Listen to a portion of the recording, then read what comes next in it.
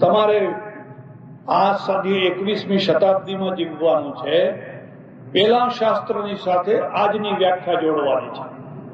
જો આજની વ્યાખ્યા તમે નહીં જોડી શકો તો તમે રિવર્સ થઈ જશો, પ્રશ્નો નહીં ઉકેલી શકો. એટલે ધર્મને પણ ઊંચા નીચું થતું. એકવાર એક ધર્મ એકદમ ઊંચે જતો હોય છે, પછી એનું પતન થતું હોય છે, વળી પાછો ઊંચે જતો. પેલી સીડીને સાપની એક આવે છે ને, નકશો આવે છે, સીડી ઉપર પગ પડે તો ઉપર જાય, સાપના મોઢામાં જો પગ પડી જાય તો નીચે આવી જાય. ધર્મનું પણ ઉત્થાન પતન થયા કરતું હોય છે. તો જો ધર્મને સુધારવો હોય તો એનું એક ખાસ લક્ષણ છે. કદી એવું ના સમજતા કે ઘણા મંદિરો બાંધ્યા એટલે ધર્મ સુધરી ગયો, એને સોનાના કળશ ચડાવી દીધા એટલે ધર્મ સુધરી ગયો. તમે પગપાળા મોટી યાત્રા કાઢો છો અને રોડ ઉપર ચાલવાની જગ્યા નથી એટલે હવે ધર્મનો ફેલાવ. કદી આ ભ્રાંતિમાં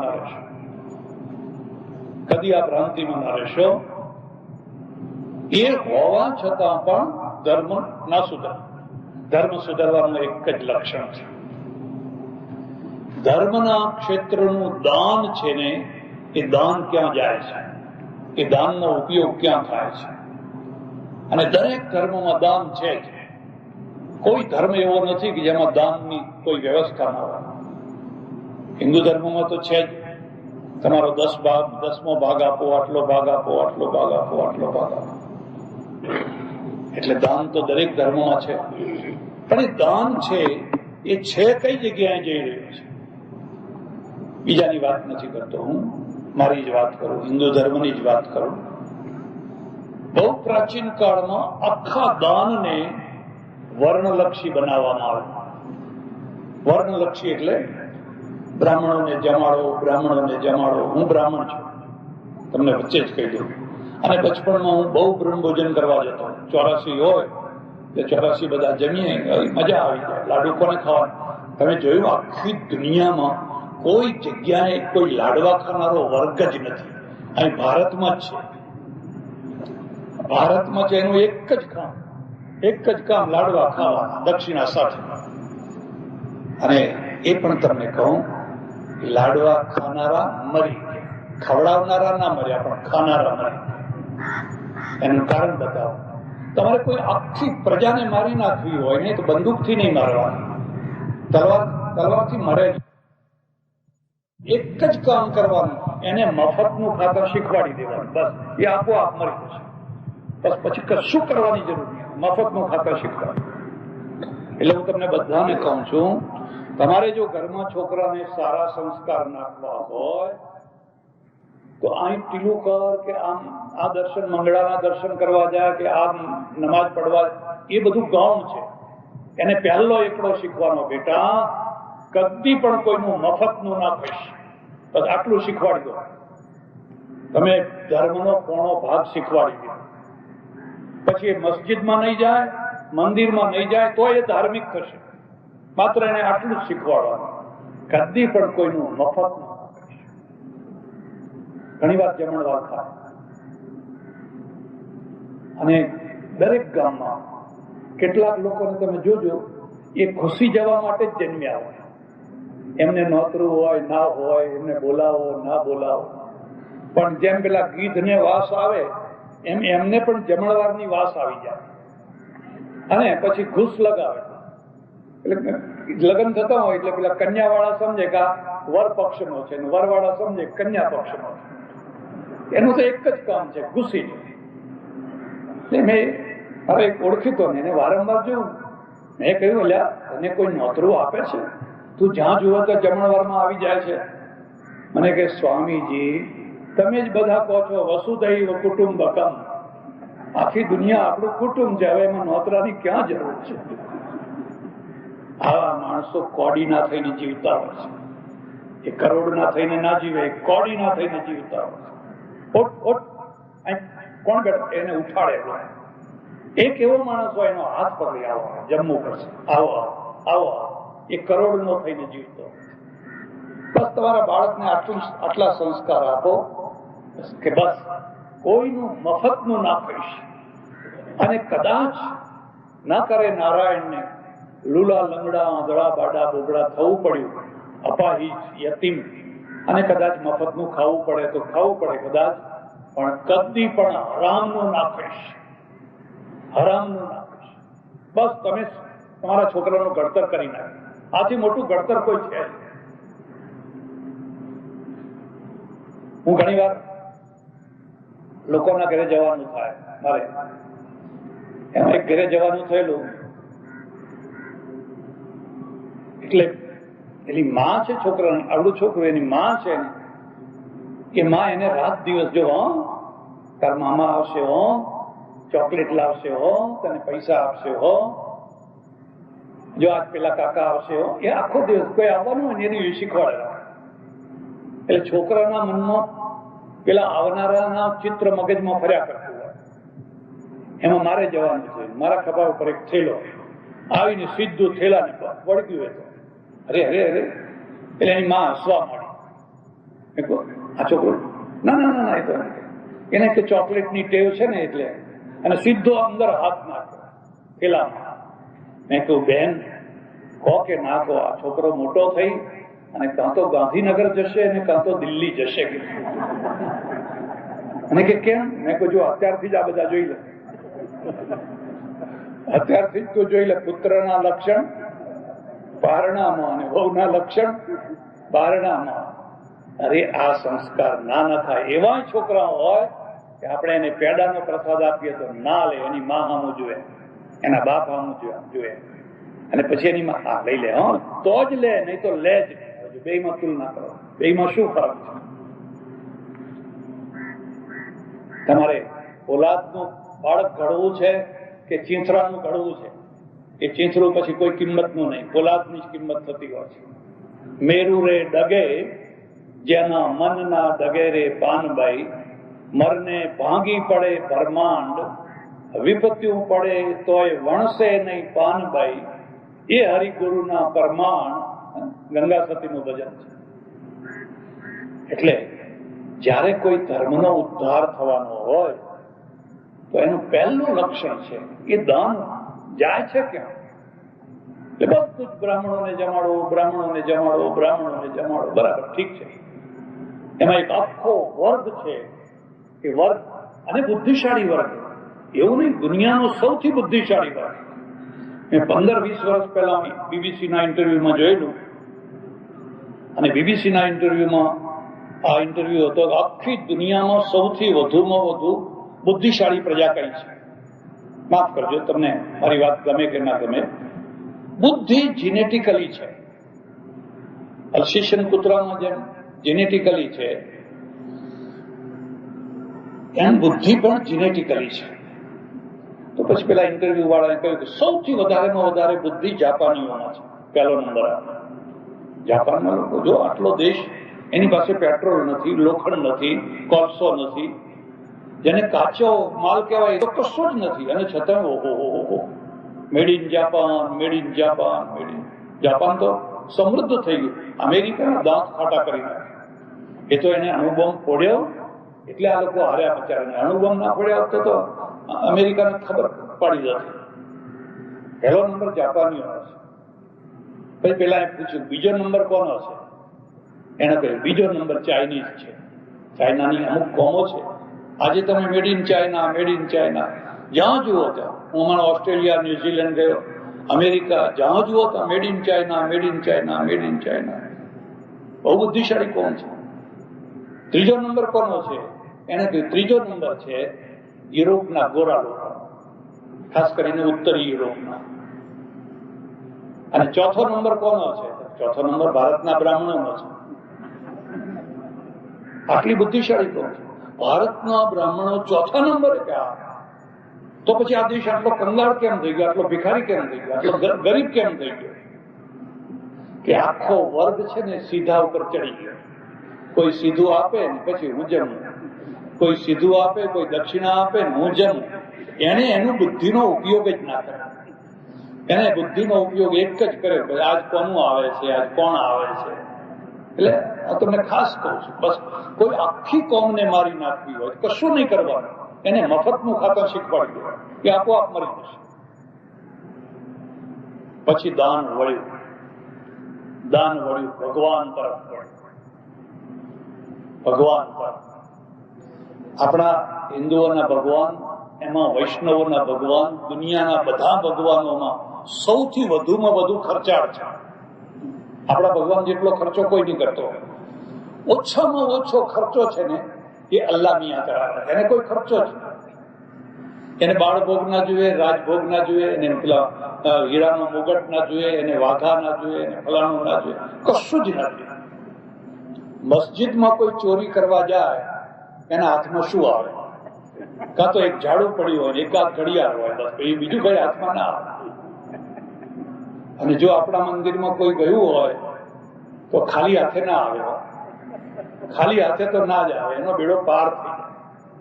એટલું બધું ભગવાનને આ મુગટ કરો ને ભગવાનને પેલું કરો, ભગવાનને પેલા વાઘા કરો. ઓહો, ખર્ચો તો પુષ્કળ. એ જે સોનું મંદિરોમાં ભેગું થયું, પહેલા નતું, ઉપનિષદ કાળમાં નતું, વૈદિક કાળમાં નતું. આ જે સોનું ભેગું થયું એની ગંધ દૂર દૂર સુધી પહોંચી જાય તો પુષ્કળ સોનું છે. અને સોનું છે ને બાવડા વિનાનું જ પાછું. પૈસો કદી નિર્ભય ના હોય. પૈસો કદી પણ નિર્ભય. પહેલા વચ્ચે એક વાત એવી હતી કે ચાલો પૈસાને બેંકમાં જમા કરી દો, નિર્ભય થઈને ઘસઘસાટ સુઈ જાવ. અને અમે 2, 5, 10 વર્ષથી ખબર પડી કે બેંકમાં નિર્ભયતા નથી. બેંક વાળા પૈસા ખાઈ જાય છે, બહારથી નથી ખાવા આવતા બેંક વાળા. અને નવાઈ એ છે કે આ બેંકના પૈસા ખાઈ જનારા છે કોણ? જે કદી ડુંગળી નથી ખાતા, લસણ નથી ખાતા, રીંગણા નથી ખાતા, બટાકા નથી ખાતા, બહુ ચરી પાડે છે, બહુ નિયમો પાડે છે, પણ બેંકનો પૈસો આવે તો છોડવાની વાત. એમાં એમને કશું નડતું નથી. હવે તમે વિચારો, હવે કરવું શું? ભારતના મંદિરો તૂટ્યા, લૂંટાયા, મૂર્તિઓ તૂટી, આ સોનાના કારણે. કારણ કે બધો પૈસો મંદિર તરફ. જે હોય કોઈ વાત તમે અમારે દંતાલીમાં આવજો, મારે મંદિરમાં વાલની વીંટી નહીં, બારનું ઉગાડવું પડ્યું હોય. અમારે તો પછી 50 તોલા તો સહેજે સોનું ભેગું થઈ જાય. કોઈ આવે ને ના પાડતું, મારે એક વાલની વીંટી નાખી મંદિર. કારણ કે પેલા ચોરી કરનારા દિવસે આવીને રિસર્ચ કરે, અહીં શું છે, પછી જોયે કઈ તો કઈ નથી, મહેનત માથે પડશે એટલે ઉગાડા બારણા પડે. અને જ્યાં આવડા મોટા તાળા લગાવ્યા, મોટા. એકવાર એક જગ્યાએ ગયો, બીજા સંપ્રદાય, નામ નહીં દઉં, મિત્ર હતા, કાશીમાં બધા સાથે રહેલા, ભણેલા. ચાલો એમ દર્શન કરવા ભગવાનને એટલું બધું સોનું ઠેઠ નખથી શીખ સુધી. અને 4 તો રાડો ઘડિયાળ લગાવેલા, 2 હાથમાં ને 2 પગમાં. એટલે મેં કહ્યું ભાઈ આ હાથમાં છે એ તો સમજ્યા કે આ હાથમાં ઇન્ડિયાનો ટાઈમ જોવાનો, આમાં અમેરિકાનો ટાઈમ જોવાનો, પણ આ પગમાં શું છે ઘડિયાળ? મને કે શું કરીએ, આ લોકો ભેટ આપે એટલે પહેરાવવા પડે. કોલેજના છોકરાને આપી દો બિચારાને. તો કે ના, એને ના અપાય, એ તો જે કામમાં આવ્યું હોય એમાં જ અપાય. અને આટલા જાડા સ્ટીલના સળિયા એની જાળીમાં. મેં પ્રાર્થના કરી કે હે મારા નાથ, આ તને જે તાળું માર્યું છે એવું તો જન્મ ટીપના કેદીને આવું મોટું તાળું નથી મારતા. તું કોઈ અનાડીના હાથમાં પડી ગયો છે. આ અનાડીના હાથમાં તું ક્યાં પડી ગયો? આવા મોટા તાળા તો જન્મ ટીપના કેદીઓને પણ નથી લગાવતા. મિત્ર મને કે શું બોલ્યા? મેં કહ્યું તમારે સાંભળવા જેવું નથી. અને કે કેમ? મેં કહ્યું આટલું મોટું તાળું ભગવાનને, કે આ સોનું ચાંદી, પણ જરૂર શું છે? બાવડા છે, તમારું રક્ષણ કરવાની તાકાત છે, ના રક્ષણ કર્યા એટલે તો બધા મંદિરો તૂટ્યા, લૂંટાયા. હમણાં એક ખાસ સંપ્રદાયના માણસ મળ્યા, મને કે અમારી ફલાણી જગ્યાએ, જગ્યા નહીં કહું કારણ કે અહીંથી કોઈ આતંકવાદી ઉભો થઈને પહોંચી જાય તો પછી મુશ્કેલી થાય. મને કે 5 અબજનું ઝવેરાત પડ્યું છે. 5 અબજનું. ઓહો, 5 અબજનું. મેં કહ્યું ક્યાં સુધી આ પડ્યું રહેશે? હવે એમના શબ્દો કહું છું, મારા નથી. મેં કહ્યું આ 5 અબજનું ઝવેરાતનો ઉપયોગ કરો.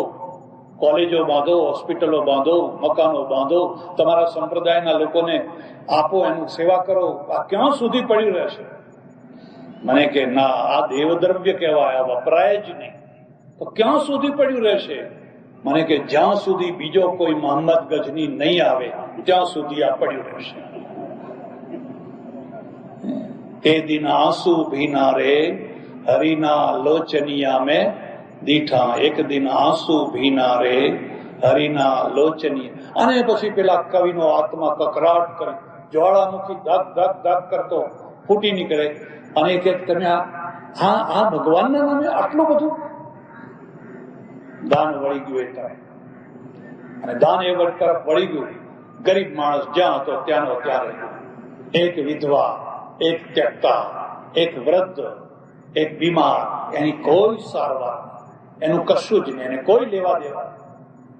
અને બહાનું મળી ગયું એક સારાનું સારું. બધા પૂર્વના કર્મ ભોગવે છે, આપણે શું કરીએ? ભોગવી લેવા. બધા પોતપોતાના પૂર્વના કર્મ ભોગવે. કેવું સરસ બહાનું મળી, એને ભોગવી લેવા. 5-6 વર્ષ પહેલાની વાત કરું. બહાર ગયેલો ને રાત્રે 9 વાગે હું આશ્રમમાં આવ્યો. શિયાળાની કડકડતી ઠંડી. અંદર આવ્યો એટલે મને કહ્યું, મને કે બહાર એક વૃદ્ધ માણસ બેઠો છે. મેં કહ્યું કેમ? એ સ્ટેશન ઉપરથી લોકોએ રિક્ષામાં બેહાડીને અહીં મોકલી દીધેલું. અમે એને ખવડાવ્યું પીવડાવ્યું, પાછી કોઈ રિક્ષા જતી હતી એમાં બેસાડીને પાછો મોકલી દીધો. એ લોકોએ ફરી પાછો અમે મોકલી દીધો છે. મને કે આજ મરવું કે કાલ મરવું, આજ મરવું કે કાલ મરવું. હા, હાડકાં છે. એટલે અમે એને આશ્રમમાં રાખ્યો ને મરી જાય તો એમ કે. મેં કહ્યું ચાલ મને લઈ જા બહાર. બહાર જોયું તો આમ બેઠેલો, સુતેલો નહીં, બેઠેલો, બરાબર ઓઢવાનું નહીં અને આમ તટસ્થ. મેં કહ્યું ભાઈ તારું નામ શું? મને કે વલ્લભ. તું કઈ નાતે છે? મને કે વૈષ્ણવ વાણીઓ છે. ઓહો, વૈષ્ણવ વાણીઓ? તારી આ દશા? તારા કોઈ સગાવાલા નથી? મને કે છે તો ઘણાય છે પણ અત્યારે કોઈ નથી. જયારે દશા હતી ત્યારે ઘણાય હતા પણ આજે હવે કોઈ નથી. મેં કહું આ ઠંડીમાં તને ટાઢ નથી વાતી? મને કે ટેવાઈ ગયો છે, આ જિંદગીથી હવે ટેવાઈ ગયો. હવે મેં કહું આ યોગી છે, આ ભિખારી નથી, આ યોગી છે. ભિખારી હોય તો રડા રડ કરી બેઠો હોત, બૂમા બૂમ પર તાંબડો આપો, ધાબળો આપો, મરી ગયો. એવી જ નિશ્ચિંતતાથી બોલે. મેં આને ઉપાડીને આપણે આશ્રમમાં લઈ લો. નીચે પાથરો, ઉપર રજે ઉડાડો, ધાબળો ઉડાડો, ઉવાડી. સવારે આવ્યો ને તો આને ગરમ પાણીથી નવડાવો સારી રીતે, બધા કપડા બપડા ધોઈ નાખો અને એને જે ઈચ્છા હોય ખાવાની એ ખવડાવો. હું હરતા ફરતા લટાર મારતા એની પાસે જઉં તો એ 16 ગ્રંથોનો પાઠ કરતો હોય. વલ્લભાચાર્યજીના લખેલા 16 ગ્રંથો છે. એમાં યમુનાષ્ટક છે, નમામી યમુનામહમ, સુંદર સુંદર સ્તોત્રો એ કરતો હોય. મેં કહ્યું તારા ઈષ્ટદેવ? મને કે નાથજી બાવા. ઓહો, નાથજી બાવાનો આ વૈષ્ણવ વાણીઓ વલ્લભ ફૂટપાથ ઉપર આજ મરું કાલ મરું કરી રહ્યો છે. કોઈના ઘરમાં એના માટે જગ્યા નથી, કોઈ મંદિરમાં, કોઈ હવેલીમાં, કોઈ જગ્યાએ એના માટે જગ્યા નથી. અને ભગવાન માટે તો સોનાનું બધું પડ્યું છે. પેલી મધર ટેરેસા આવીને આવા માણસોને ઉપાડીને લઈ જાય અને પોતાને ત્યાં રાખે અને આપણે આવાનું કશું નથી કરી શકતા. બરાબર 16 દિવસ જીવ્યો અને 16મા દિવસે એને કોઈને કશી તકલીફ આપ્યા વિના પ્રાણ છોડી. મેં પૂછ્યું તારે કઈ પાછળ કરવું છે? તારી કોઈ ઈચ્છા છે? છોકરા જમાડવા છે? ફલાણ? મને કે કશું કરવું નથી, કઈ જ કરવું નથી. 16મા દિવસે એને પ્રાણ છોડી. અને મને એટલો આઘાત લાગે, આ લોકો માટે આપણે કેમ કશું નથી કરતા? કારણ કે કોઈએ કહ્યું જ નથી, કોઈએ કહ્યું જ નથી. જેણે કહ્યું એને કહ્યું ભગવાનને કેસરિયા દૂધ પીવડાવો, ભગવાનને બદામનું દૂધ પીવડાવો, બદામને ફલાણો. અને આ તો તમને ખાનગીમાં કહું છું, હું જો આ બહેનોને કહું કે મારે બદામ નાખેલું દૂધ પીવું છે, કેસરિયા દૂધ, આ બહેનો શું કે ખબર છે કે જો મહારાજ થયા છે ને બદામનું દૂધ પીવું છે, કેવો ચસ્કો રાખે છે. એટલે એવું નહીં કહેવાનું, આમને તો એક જ કહેવાનું, ઠાકોરજી કો પિલાના. આપણે નહીં, ઠાકોરજી કો પિલાના. અને આજ તો ફલાણી તિથિ છે ને આજ તો ફલાણું દૂધ પીવડાવાય ને આજ ફલાણું દૂધ, અને પછી કટોરા ભરી ભરીને આવે, કટોરા ભરી ભરીને આવે. અને ઠાકોરજી બિચારા એટલા સજ્જન માણસ છે, એક ટીપુય પીતા નથી, પછી આપણે જ પીવાનું છે. આપણે કે આપણા માણસોને પીવડાવી દેવાય, પણ નામ દેવાનું ઠાકોર, કારણ કે આખું દાન ઠાકોરજી તરફ વાળી દીધું છે, બધું ઠાકોરજી. 3 ભક્તો હતા, 3 ભક્તો. અને યોગાનો યોગ ત્રણેયના સંપ્રદાયો જુદા. ભારતની એક ખાસિયત છે, ભારત બહુ ભાષાવાળો દેશ છે, એટલે તમે અહીં ઉર્દુ રાખી, અંગ્રેજી શરૂ કરી, મરાઠી કરી, ગુજરાતી કરી, આપણે બધા સાથે રહી શકીએ છીએ. સંસ્કૃત થઈ શકે છે, ફારસી કરી શકાય છે, અરબી કરી શકાય છે, એલર્જી નથી.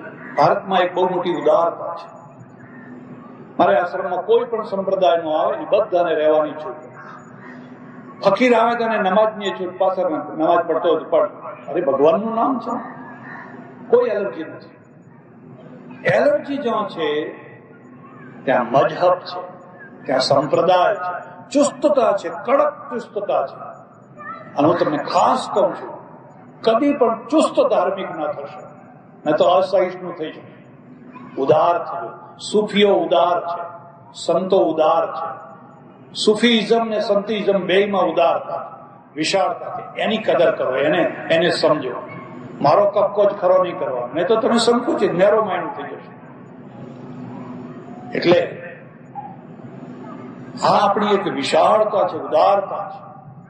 અને એ ઉદારતાના કારણે બધા સાથે રહી શકે છે અને રહેવું જ જોઈએ. એટલે 3 ભક્તો હતા, ત્રણેયના સંપ્રદાય જુદા. એક વૈષ્ણવ, એક શૈવ, એક હનુમાનજી. ત્રણેય સાંજના પોરે મંદિરમાં ઉતર્યા. આરતી થઈ ગઈ, ઘડી ઘંટા પૂરા થયા, લોકો બધા રવાના થવા લાગ્યા. અને આ ત્રણેય બિચારા ભૂખ્યા. અમારે સાધુઓની આ જ વાત છે, કોઈ દિવસ જુઓ તો ચકાચક 56 ભોગો હોય, કોઈ દિવસ કશું ઠેકાણું ના હોય,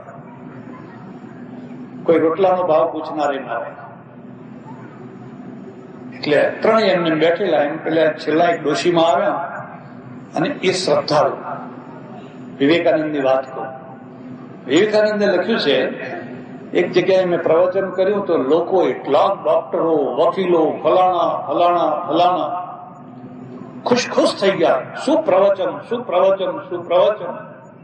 અને બધા વખાણ કરતા કરતા એમાં આગળ એક ડોશી બેઠેલી બિલકુલ નજીક, અને મેં જેવું પ્રવચન શરૂ કર્યું એવી જ એવું ઊંઘવા માંડ્યું, એ જોકા ખાવા.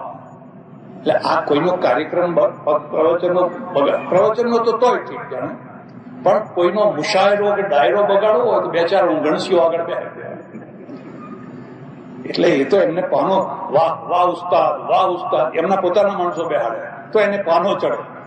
પેલા જોકા ખાય એટલે એનો મૂડ બગડી જાય. ભાઈ ડોશી બિલકુલ આગળ બેઠેલી જોકા ખાય. અને વિવેકાનંદ કે મને એના ઉપર એવી ચીડ ચડે કે આને બીજી કોઈ જગ્યા ના મળી, મારા આગળ આવીને બેઠી છે. એટલે બધા ઉઠીને ચાલતા થયા. પછી છેલ્લે ડોશી આવી.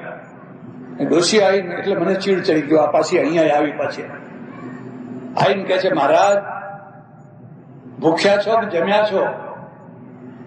કે ના માતાજી, જમ્યો તો નથી. તો ઉભા રહો, હું હમણાં રોટલો લાવું છું.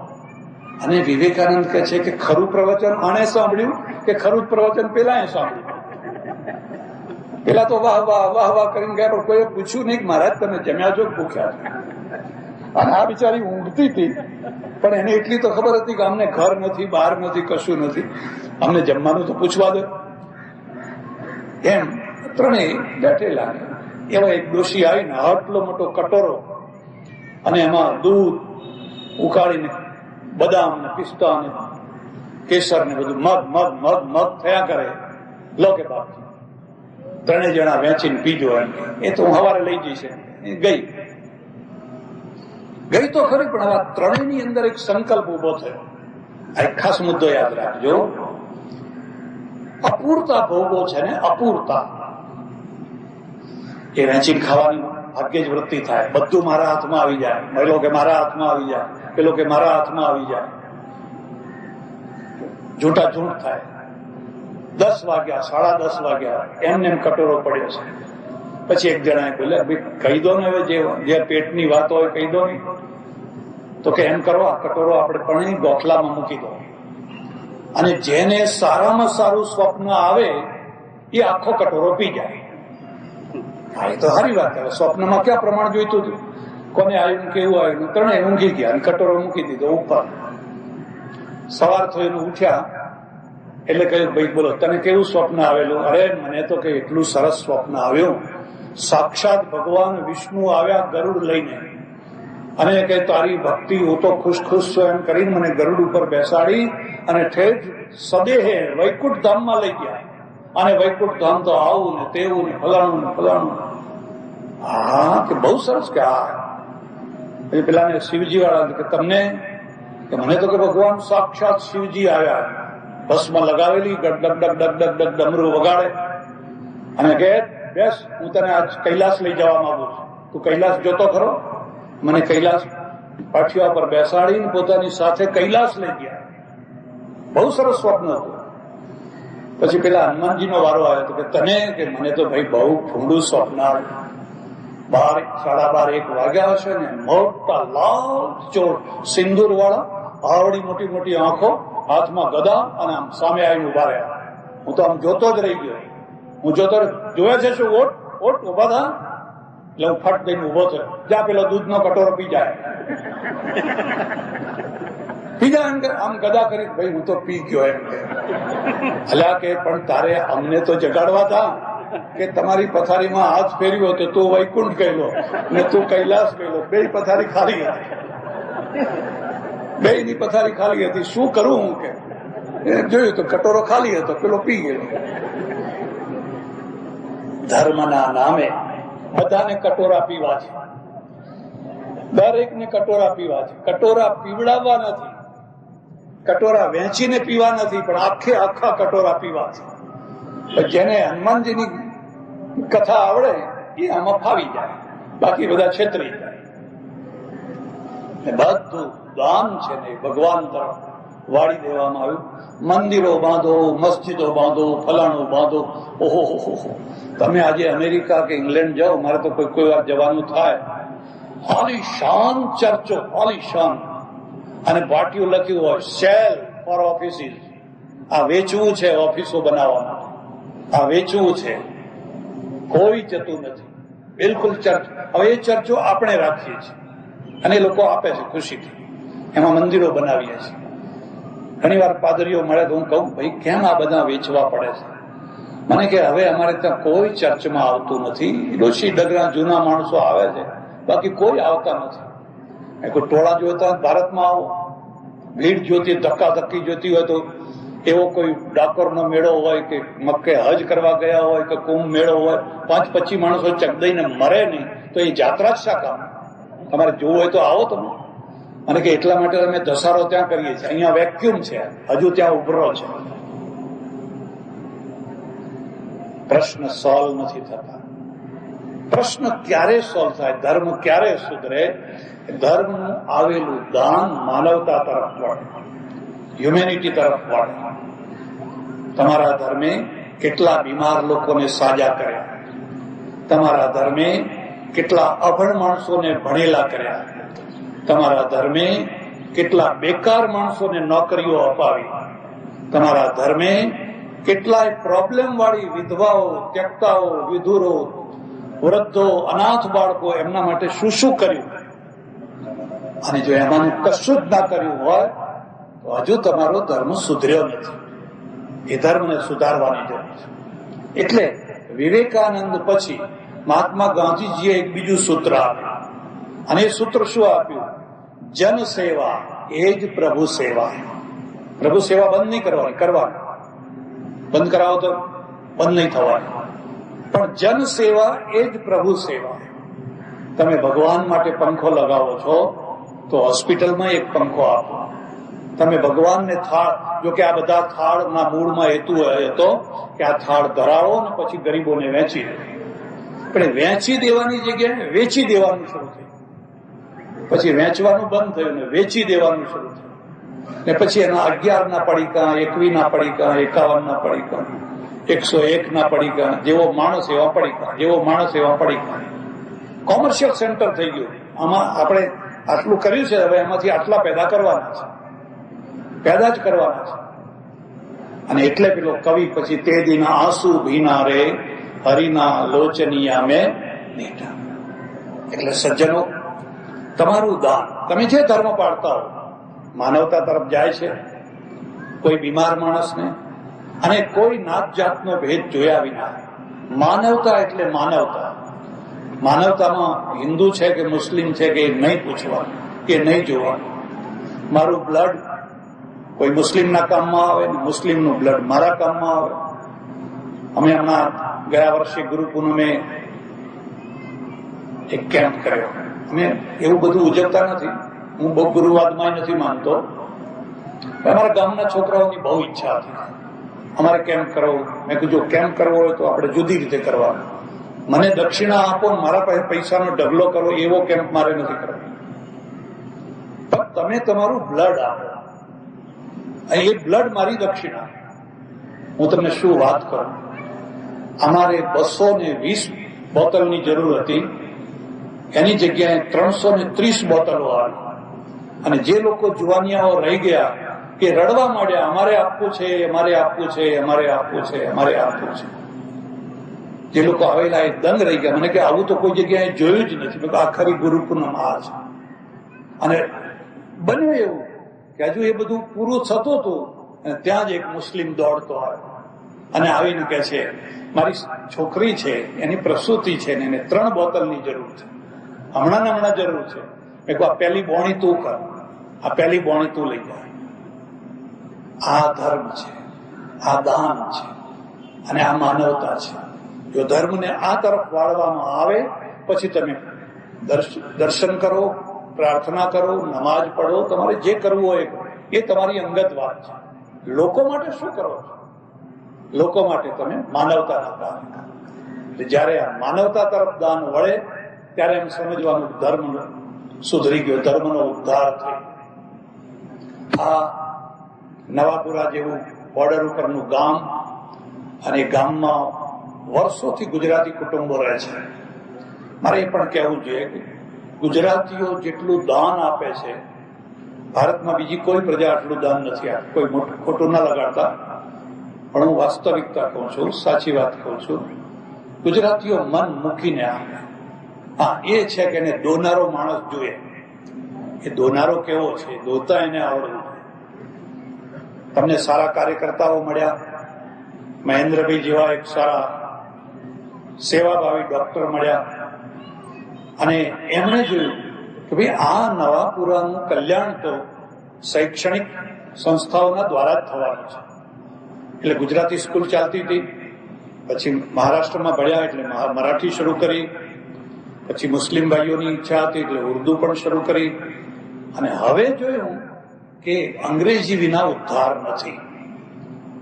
ભૂતકાળમાં જે લોકો અંગ્રેજી ના ભણ્યા, ખાસ કરીને ગુજરાતની અમુક સરકાર આવી, એને 2 પેઢીઓને પછાત બનાવી દીધી. 2 પેઢીઓ 8માંથી જ અંગ્રેજી ABCD 8માંથી શરૂ કરવાનું.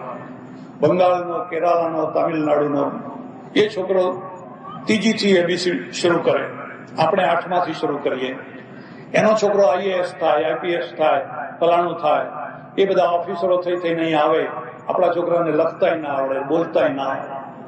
ગુજરાતની 2 પેઢીઓને બહુ મોટું નુકસાન થયું. વળી પાછો ગુજરાતનો સંબંધ અમેરિકા, કેનેડા, ઇંગ્લેન્ડ સાથે થયો. અહીંથી છોકરો જાય ને બોલતા, એક વાક્ય બોલતા ના આવડે, તો આ કેવી રીતે થશે? એટલે આ બહુ જરૂરી હતું. અને એક જરૂરી ભાષાની ઉપયોગિતા હોય છે. ઉપયોગિતા વિના ભાષાને કોઈ દડો આગળ લાંબી ચલાવી ના શકાય. ફારસીની ઉપયોગિતા હતી બાદશાહોના સમયમાં, એટલે બધા કાયસ્થો ભણ્યા, નાગરો ભણ્યા, આખા દેશમાં ફારસી ફેલાઈ ગઈ. પછી ઉર્દુની જરૂર હતી તો ઉર્દુ ભણ્યા. પછી અંગ્રેજીની જરૂર હતી એટલે જે લોકો અંગ્રેજી ભણ્યા એ મોટા મોટા આગળ વધ્યા, જે ના ભણ્યા એ પાછળ રહી ગયા. અને આજે હવે માત્ર ભારતના લેવલે નહીં પણ વિશ્વના લેવલે અંગ્રેજી જરૂરી છે.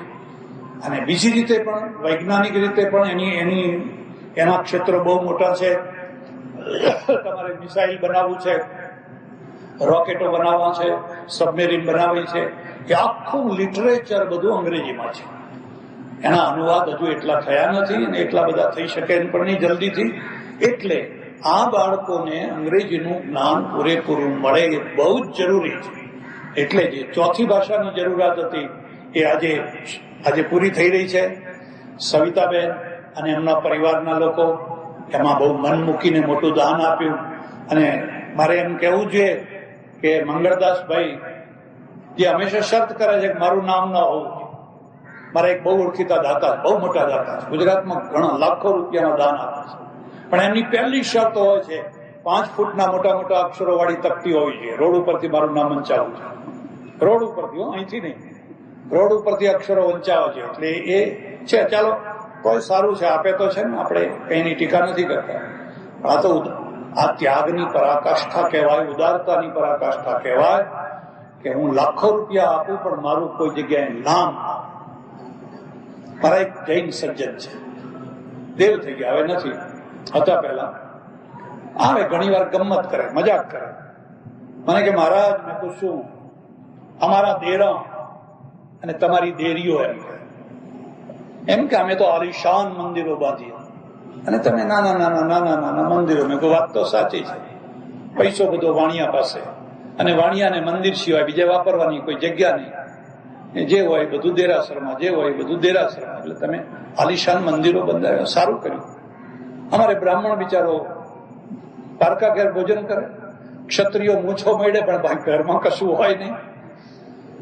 ખેડૂતના ઘરમાં પહેલા કઈ હતું નહીં, હવે થોડા ખેડૂતો ઠીક સારા થયા અને બાકીની પ્રજા તો રોજની આવક ઉપર જીવે. એટલે અમારી પાસે તો પૈસો તો બધો તમારી પાસે જ હતો. એમાં બન્યું એવું કે 1-2 વર્ષ પછી મારે દક્ષિણ ભારતમાં યાત્રા કરવા જવાનું થયું, આખી બસ લઈને. એટલે મેં શેઠને બોલાવ્યા. મેં કહ્યું શેઠ, અને કે શું? ચાલો કીધું દક્ષિણ ભારતની યાત્રા કરવા, બધો ખર્ચો મારો, તમારે પૈસો નહીં આપવા. હું તમને એક ખાસ સલાહ આપું છું, ઓફર કરતા શીખો. બીજું કઈ નહીં તો ઓફર કરતા તો શીખો. આવો ચા પીશો, પછી એમ લાગે કે હા પીવાની આ પણ સારું, ત્યાં ના હોય તો તમારી મરજી, પણ પેલા ઓફર તો કરો. ઘણા લોકો તો ઓફર જ નથી કરતા. તમારા ઘરમાં આવે, કલાક બેસે, 1.5 કલાક બેસે, પછી ઉઠીને ઠેઠ ગાડીએ જાય. અરે તમે તો કેવા માણસ, ચાય ના પીધી. પણ તું પીવડાવે તો પીએ ને. હવે તું ગાડી આવીને કહે છે ચાય ના પીધી, તારે પીવડાવી જ નથી એમ કરે. એને ઓફર તો કરવા દે. અને મને ખબર છે કે માણસ સારો છે, કે આપણા પૈસા ખર્ચાવે એવો નથી, એ તો ખર્ચે એવો છે. ચાલો કીધું ખર્ચો બધો મારો, પણ તમે આવો. અમે લઈને ગયા મદુરાઈ, રામેશ્વરમ, ચિદમ્બરમ. ઓહો હો હો, આલિશાન મંદિરો, એના ગોપુરમ, એના થાંભલા, એની બધી રચના. પછી બધું જોઈને મને કે મહારાજ કહું, મેં કહું ડેરા તમારા ને દેરીઓ અમારી. બદલાઈ ગયા વિચારો. મેં કહું નહીં, એવું નહીં બોલવાનું, કદી તુલના નહીં કરવાની. માણસની શ્રદ્ધા, ભક્તિ, ધર્મની તુલના એના આલિશાન મંદિરોથી નથી થતી, એની માનવતાની પ્રવૃત્તિથી થાય છે. એના અંદર માણસ કેવો છે એના ઉપરથી થાય છે. મને કે આવા તો મેં ક્યાંય ના જોયા. ઓહો હો હો, આ તો દેવોને જ બનાવેલા હશે. પછી મેં કોઈ ખરું જોવાનું તો તમે જોયું જ નથી. અને કે કેમ બતાવ્યું નહીં? મેં કહું મેં જાણી કરીને ના બતાવ્યું. બોલો આ આખું મંદિર છે, આ બનાવનારની કોઈ જગ્યાએ તકતી છે? બતાવો મને આખા મંદિર. ભૂલા પડી જાઓ, એટલું મોટું મંદિર, આખું તમારું ગામ અંદર રહી જાય એટલું મંદિર. આની કોઈ તકતી છે કોઈ જગ્યાએ? અને કે ના, તકતી તો નથી. તકતી બતાવું તમને, ચાલો. હાથ પકડીને લઈ ગયો અને મંદિરમાં પ્રવેશ દ્વાર પછી પેલું મુખ્ય મંદિર આવે, વચ્ચેનો ચોક. ચોકમાં 2 સ્ત્રી પુરુષો સુતેલા છે, મૂર્તિઓ, 2 સુતેલી, આમ લાંબા હાથ કરીને દંડવત કરેલી. મેં કીધું આ તકતી છે. આ કેવી રીતે? મેં કહ્યું જે રાજાએ, જે રાણીએ આ મંદિર બાંધ્યું છે એની 2ની આ મૂર્તિઓ છે. એ દંડવત કરીને એટલા માટે સૂતા છે કે એની ઈચ્છા છે કે જે કોઈ જાત્રાળુ આવે મારા શરીર ઉપર પગ મૂકીને જાય, એના ચરણની ધૂળ અમારા ઉપર પડે તો અમારો ઉદ્ધાર થાય. એટલા માટે અહીં સૂતા છે. ઓહો હો હો, એને ધારી હોત તો દિવાલમાં પોતાની મૂર્તિ મૂકી શક્યો હોત, કોઈ પોતાનું આગવું મંદિર બનાવી શક્યો હોત, પણ નહીં. આવનાર એક એક યાત્રાળુની ચરણની રજ મારા ઉપર પડે એટલા માટે એ સૂતેલા છે. જો કીધું આ તકતી છે ખરી, કેટલો મોટો ત્યાગ છે, કેટલી મોટી ઉદારતા છે. મને કે હવે તો ખરેખર દેરા તમારા અને ધૈર્યો અમારો. મેં કહું આવી કદી તુલના ના થશે. મારે આપને એ જ કહેવાનું છે કે આ પરિવાર, ચોખાવાળા પરિવાર, મૂળ તો સુરતનો, પણ કોઈ કાળે કરીને વેપાર ધંધા માટે નવાપુરામાં આવીને વસ્યો હશે પેઢીઓ પહેલા, અને અહીંથી પછી અમેરિકા જવાનું થયું છે. અને અમેરિકા જાય કે દુનિયાના છેડે જાય, પણ જનની જન્મભૂમિ સ્વર્ગાદપી ગરી હશે. મારું નવાપુરા, જ્યાં રોડ ઉપર હું રમ્યો કે રમી, જ્યાં કૂદકા માર્યા, જ્યાં તળાવમાં નાયા, આજે પછી લાખો રૂપિયા થયા હોય, મારા ગામ માટે મારે કંઈક કરવું છે, મારા ગામ માટે મારે કંઈક કરવું છે. અને એ જે વૃત્તિ, એ વૃત્તિમાં આમના જેવા સરસ મજાના વહીવટ કરનારા મળ્યા, અને બેયનો યોગ મળ્યો, અને યોગમાંથી નવાપુરાને એક સરસ મજાનું ભવ્ય ભવન પ્રાપ્ત થયું. એટલે દાતાઓને, બીજા નાના દાતાઓ હોય એમને જેટલા ધન્યવાદ આપીએ એટલા થોડા છે.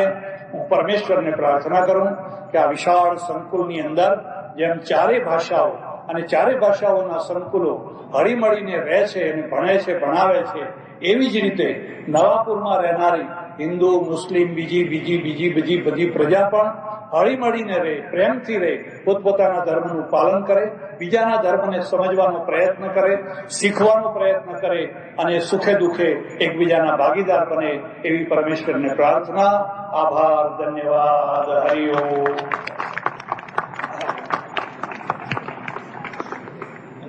જે જમનારો છે એને જમાડવો જોઈએ.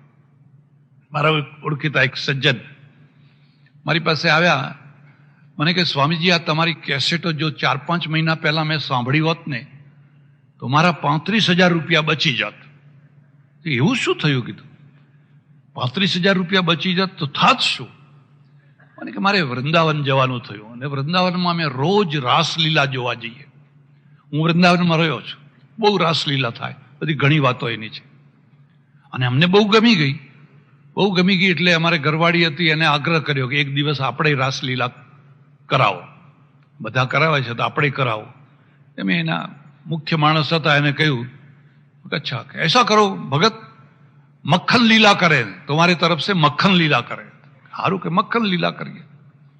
તો શું કરવાનું કે 20 મણ મક્ખણ લાવવાનું. 20 મણ એટલે આપણું 40 મણ, ત્યાંનું ડબલ, આનું ડબલ થઈ જાય.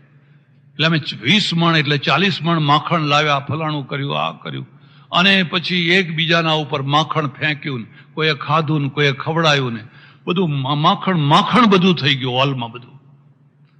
અને પછી મેં કહ્યું કે એમ કરીએ કે આ બધું ભેગું કરી અને કોઈ ગરીબોને આપી દઈએ, બિચારા ઝૂંપડામાં રહેતા હોય એવા ગરીબોને જઈને આપી દઈએ.